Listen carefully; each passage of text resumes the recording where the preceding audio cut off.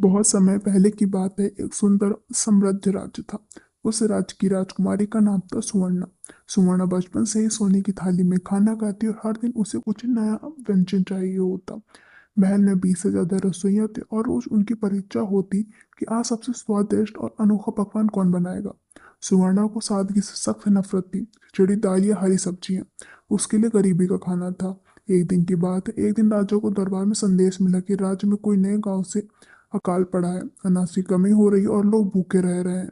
राजा ने तुरंत मदद भेजी, लेकिन उसके मन में एक चिंता घर आ गई। अगर मेरी बेटी को असली दुनिया को पता ही नहीं होगा तो वह एक अच्छी रानी कैसे बनेगी। राजा ने एक योजना बनाई। उन्होंने रसोइयों को बुलाकर कहा, आज से राजकुमारी को जो खाना परसा जाएगा वो केवल आम खाना होगा। अगले दिन सोना की थाली में सिर्फ खिचड़ी, प्याज और गुड़ रखा था। जैसे उसने ढक्कन उठाया हुआ और चीख उठी।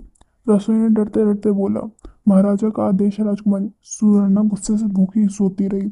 अगले 2 दिन ऐसा ही चलता रहा, पर तीसरे दिन भूख ने अपना असर दिखाया। उसने एक निवाला खिचड़ी को खाया, फिर दूसरे पे पूरा कटोरा खत्म कर दिया। उसे हैरानी हुई, ये खिचड़ी इतनी हल्की क्यों है और गुड़ इतना मीठा क्यों है। धीरे धीरे उसने महसूस किया उसका शरीर भी हल्का हो रहा था और उसे सिर दर्द जैसी बीमारियों से भी आराम मिल रहा था। अब रसोई में सबसे बुजुर्ग और साधारण कपड़े पहनने वाला रसोइया था बालाराम काका। उन्होंने मुस्कुराते हुए कहा, राजकुमारी, खाना की बस स्वाद नहीं अनुभव होता है, इसे दिल से समझो। सुवर्णा ने पहली बार रसोई की बात सुनी। उसने कुछ दिनों तक बालाराम काका से खाना बनाना सीखा, जैसे दाल में कैसे छौंका लगाते हैं, रोटी गोल कैसे बनाते हैं। राजा ने एक बार उसे आम लोगों के साथ रहने के लिए भेजा। उसने वहां देखा कि छोटे बच्चे रोटी के साथ प्याज और नमक कितनी खुशी से खा रहे हैं। वहाँ एक छोटी बच्ची ने उसे पूछा कि दीदी, क्या आपने आलू की सब्जी कभी खाई है? मेरी माँ बनाती, क्या आपको खिलाऊं? सुवर्णा ने हंसते हुए कहा, अब खिचड़ी और आलू मेरी पसंदीदा चीज़ है। जब सुवर्णा महल से लौटी तो सबसे पहले उसने रसोइयों को बाहर एक बोर्ड लगवाया, स्वाद और पोषण दोनों जरूरी है, अब खाना सिर्फ दिखावे का नहीं, दिल से होगा। कुछ 7 बजे राजा ने राजगद्दी छोड़ी तो सुवर्णा राज की रानी बनी।